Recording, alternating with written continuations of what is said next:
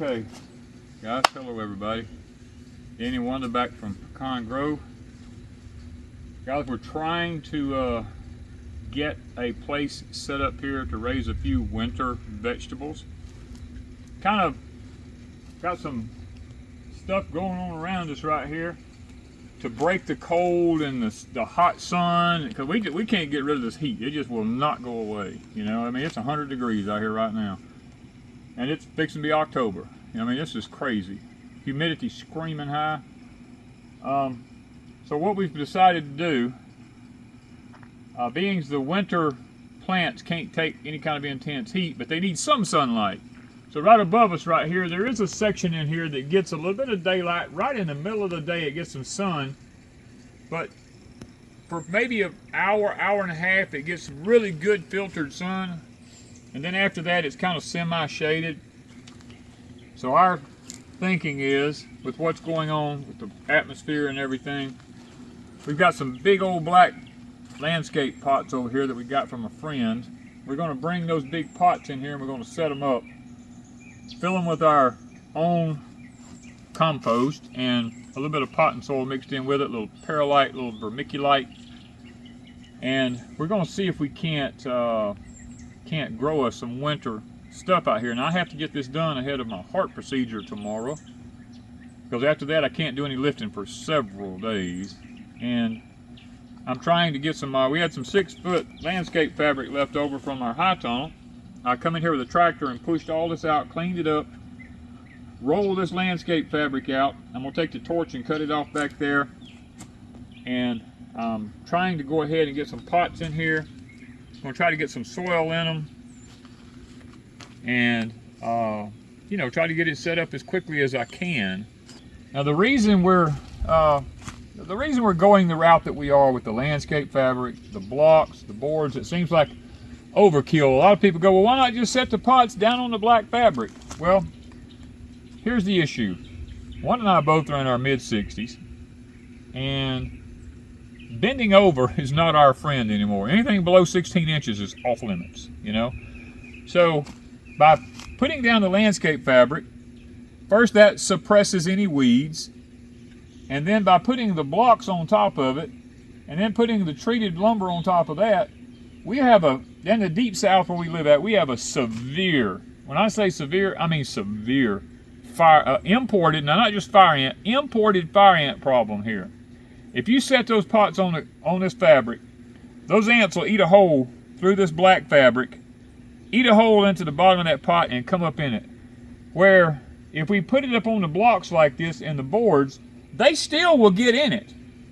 But it leaves us the option, once we see them getting in it, we can find their path that they get in there, and we can put the ant poison out on it, and that way it gets rid of the problem, and we usually don't have any more problems after that. Now we have one over here behind the tractor. We had carrots in last year, and as soon as we put it up, within 3 days, it was infested with fire ants around it, and I had to go in and kill all of them out of it, start all over, and it was just frustrating. So now we're going to try this. We ain't going to try it. We're going to do this method because we know it works. And we're going to see if we can't go ahead and get our black pots. Now I'm going to go around here and get one of these black pots. All right. Turn that. Trying to find the best suited position for these things. All right. I think this is going to work out pretty good right here. Now these already have holes in the bottom, so what are you doing to fix that? I'll show you here. Let me get it. Okay, guys, I have a pattern here, like this. I'm going to use regular 6mm foundation plastic. Now I'm going to cut it. This is my thing to let me know how big the top of this pot is. I'm going to cut it about, I'm going to say 6 inches larger all the way around. I have some plastic in the shop out here. And I'm going to shove it down into the bottom of the pot, kind of like this right here. And when I get down in there with that plastic, the sides will be up here on it. And the holes are covered. And the holes are all covered up. And that way, when I put water in it, it will hold water in this much down here in the bottom, which is not going to hurt the plants because the plants will be way up here. It has plenty of holes punched in the sides from these landscape guys slamming them little hooks into it. And that will allow me to maintain water in the bottom of this pot. That way, once the plant's roots get down into the water, if I miss a day watering, it's not going to hurt the plant because it's got water in the bottom of it. It's not, and I'm gonna have mostly soil in there. Now the soil will be saturated, I get that, but that's not, I have done this for years and it has been very successful for me. Now if I was to put the plants directly into that, yeah, the roots would not have no oxygen and they would drown and the plant would die. But because we have all this surface up here down about, I want to say 12 inches there, that's just good soil that will be able to dry out. The plants can reach on down into the water, get the water that they need and the fertilizer that I put in it. So that's the process that we're going to be using on this. So while Danny is working on the pots, I'm working on my mums. They are the Patty Purple. What I'm doing, I'm up potting them.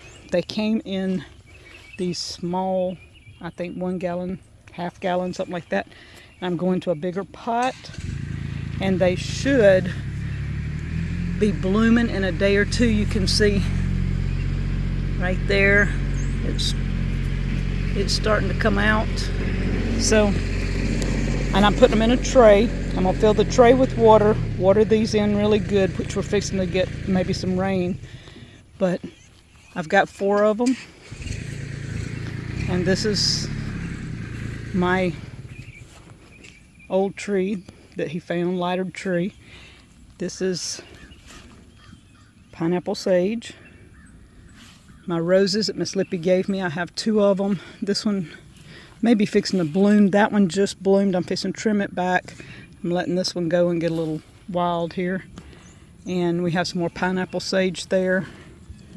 And some more pineapple sage here.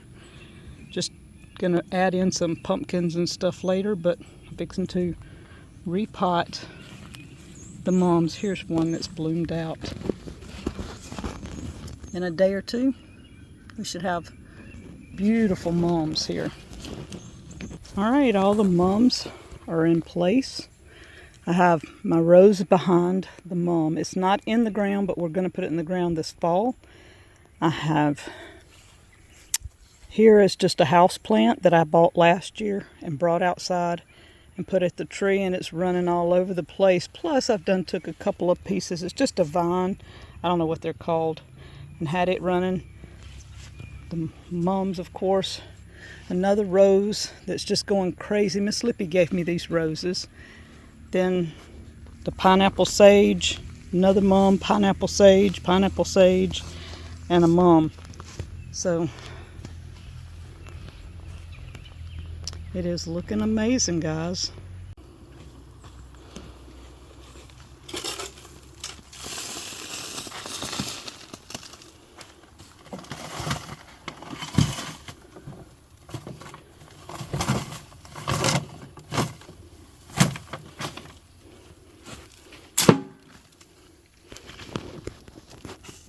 And this is good old Deepsouth, well, Pecan Grove compost now, ain't it? Yeah, it's you go back and watch our videos way a while back, actually it was last spring maybe, or last winter, I don't remember, where we were gathering up the leaves and running them through the chipper shredder. And we had a whole big pile of them left over. Well, this is them. They've been sitting for almost a year now, out in the edge of the woods out there. There's a lot of oak roots that had growed up in them trying to feed off of them, but not going to hurt anything. It's a lot of sand and gravel in it, a little fine pea gravel in it. We're trying to, because we got that storm not coming in here, but the winds are going to be like 25 miles an hour, they said here, maybe 30. And what we're trying to do is, I've got this heart procedure tomorrow. I can't do any lifting for days, and I don't want my pots blowing off after I got all this work done, so I'm having to work overtime out here in the heat this evening to try to get this stuff shoveled in here at least maybe it'll hold the pots from blowing off. And we have our plastic in the bottoms. And I mean, all I do is just take and I put this in here. I take my time in the bottom here and shovel this stuff in.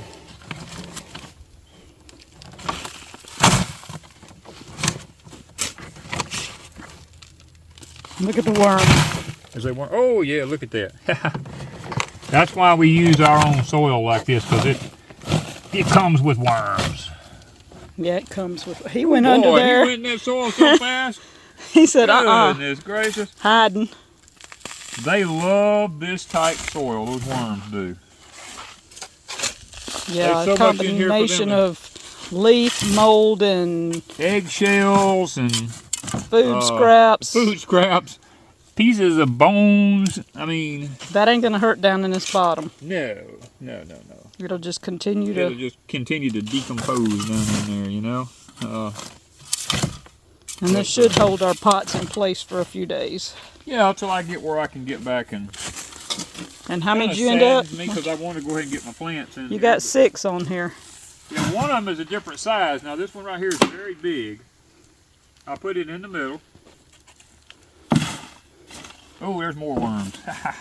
Boy, it don't take them long to, in that soil like that, it don't take them long to disappear. There's old southern wiggler. Make some good fishing worms, don't it? Yeah, and they'll raise in these things, boy. I mean, they'll raise up in here. All right, guys. This is the famous Danny corn cobs. We're going to be putting these all in the tubs. These, now we're not making our time release fertilizer out of these. These are basically for the to act like a sponge, and for the worms to actually have something to live off of, because the worms love them.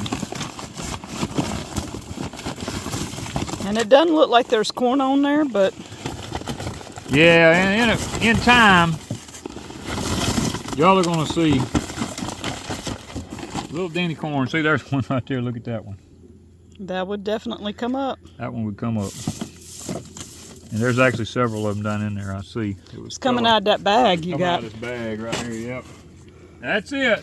But we got plenty of them, so you know what? We ain't gonna skimp. Filler. Filler. That's exactly right. And it is good filler. When all of them absorb water and start breaking down, those worms will go crazy and they will turn it into worm castings.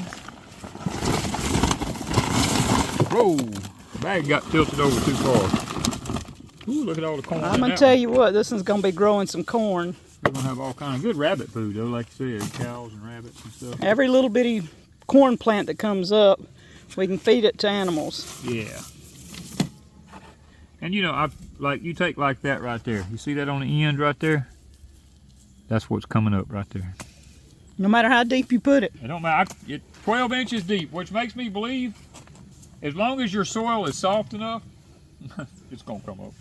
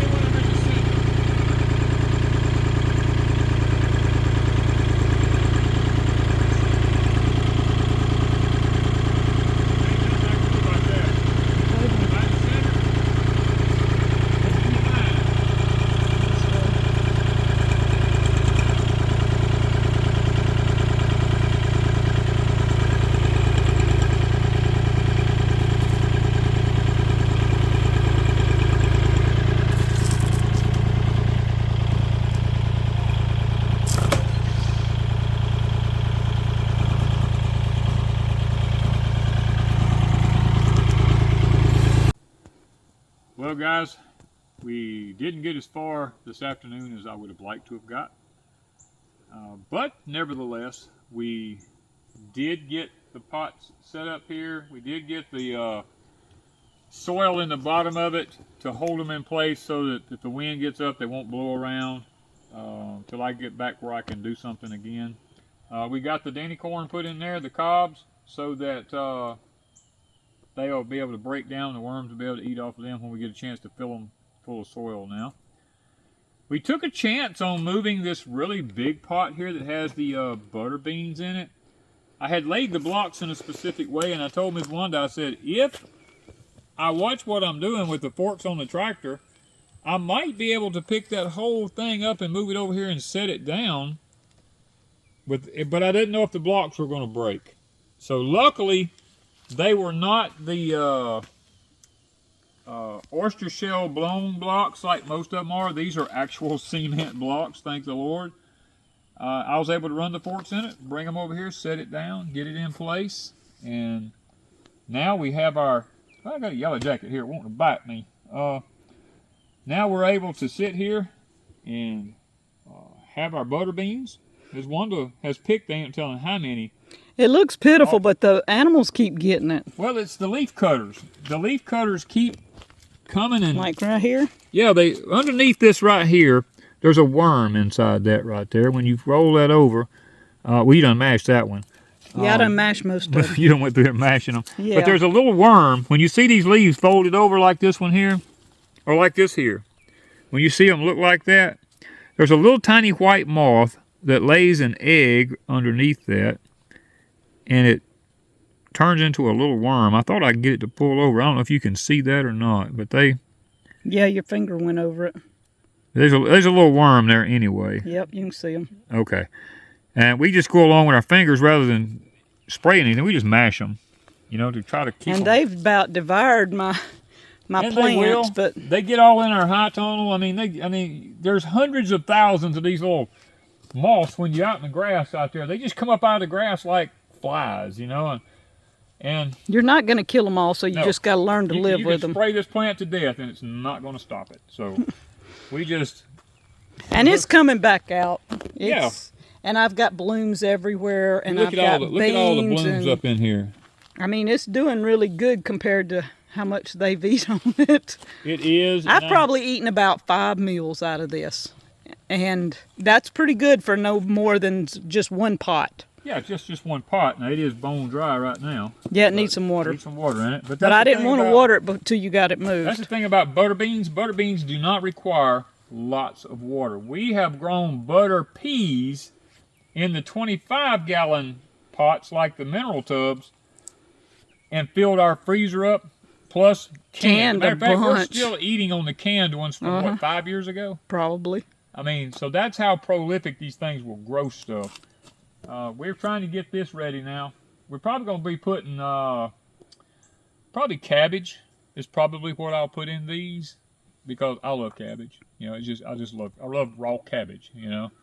And I'm probably going to try to get as many cabbages in there as I can. Now, last year, we had a problem with the deer. They were coming up in here. They were eating. They were coming right over there. Well, you can't see my behind. Right where your GreenStalk is, right here. The deer were coming right there, eating off everything we put in there. And then my pretty tree that I had decorated, they ate all my flowers. Your hibiscus, they ate our hibiscus tree. We Roses. Went to town. We bought Ms. Wanda a whole bunch of little trees in pots. Got up the next morning, the pots were out in the pasture out there. They done drug them out there in the pasture and eat all the leaves off of them. And my hibiscus died.